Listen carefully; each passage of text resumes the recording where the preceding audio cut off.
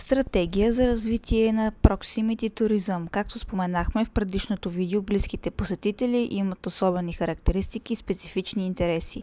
За да привлечете това, туристическите компании в сегмента на клиентите трябва да коригират съответно своите услуги и комуникация. Тук са някои от възможните стратегии за разглеждане.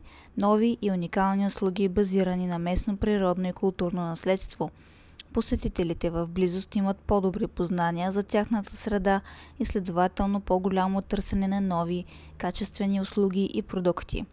Трябва да бъде елемент на новост, някаква добавена стойност или оригинален начин на представяне на туристическият пакет, за да предостави опит на откритие. Пътуващите постоянно търсят новости, автентичност, оригиналност и естественост.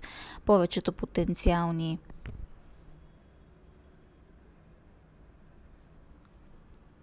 близки туристи живеят в по-големи градове, необходимостта да се върнем към природата и да се откъснем от връзката нараства.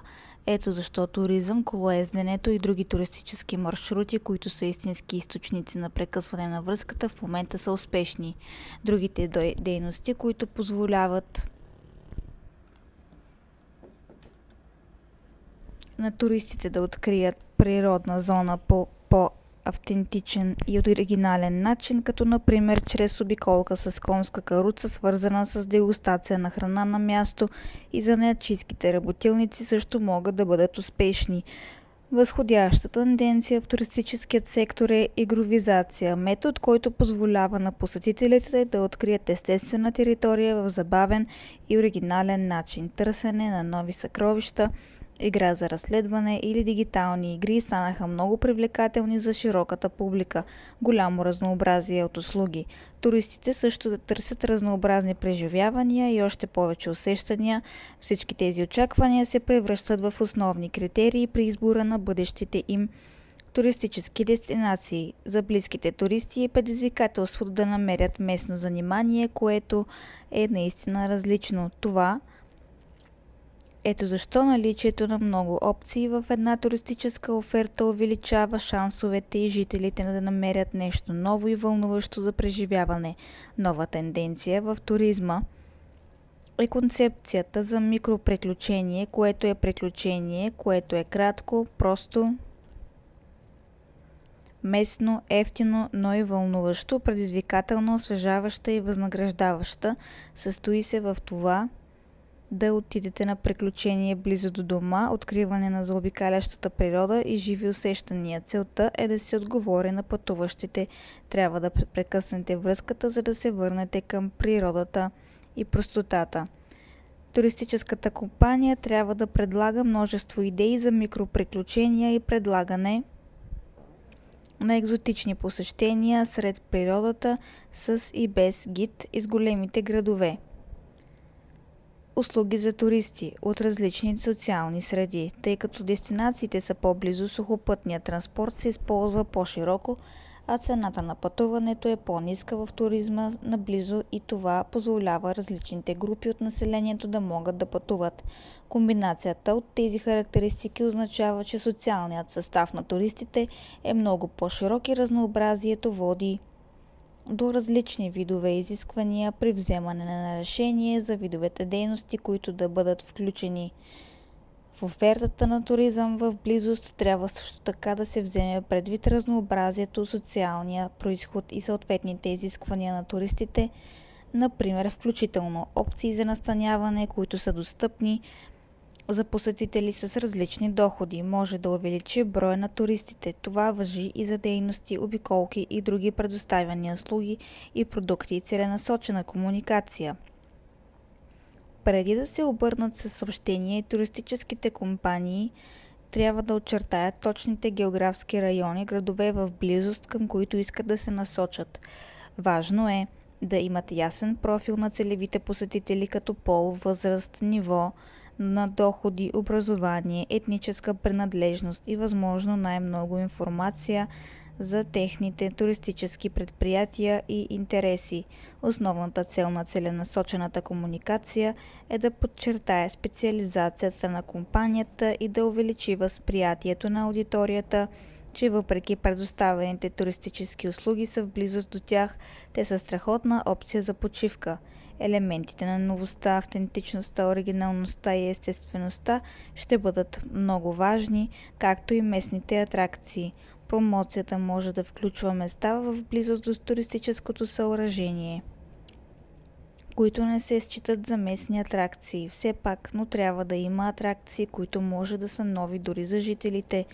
Подравняване на туристическото съоръжение, както и с установени, така и не достатъчно представени местни атракции за да подобри търсачката.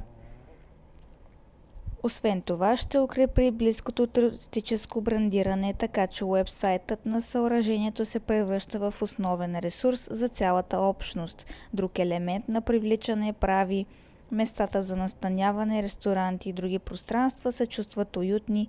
Уютни пространства или декор може да послужи и като чудесна възможност за снимки за промоция. Осигуряват приятна естетика за рекламиране на туристическите продукти, които същевременно предизвикват усещането, че сте в шикозен дом.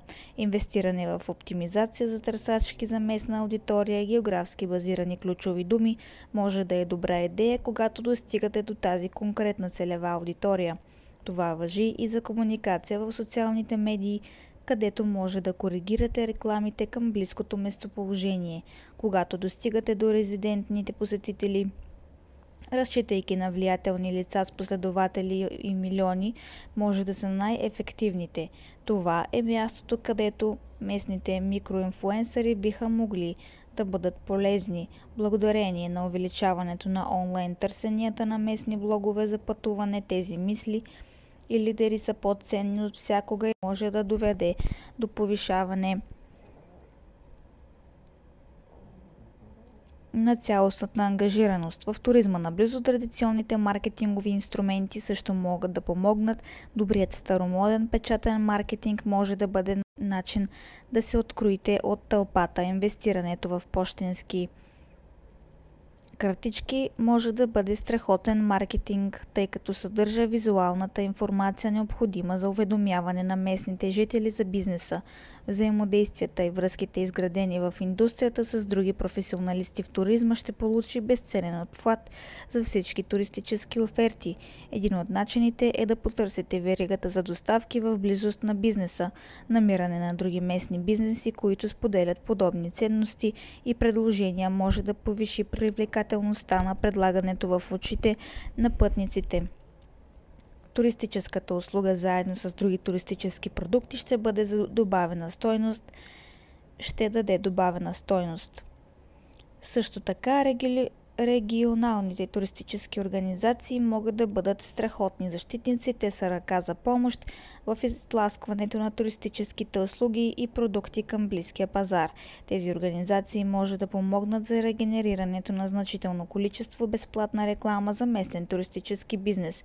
Има голям потенциал в туризма наблизо, но стратегията трябва да бъде съобразена с специфичните нужди на този пазарен сегмент. Туристическият бизнес, който желая да инвестира в тази област, ще трябва да се съсредоточи върху емоциите, изненадите и научете как да популяризирате услугите си достатъчно, за да накарате местното население да мечтае.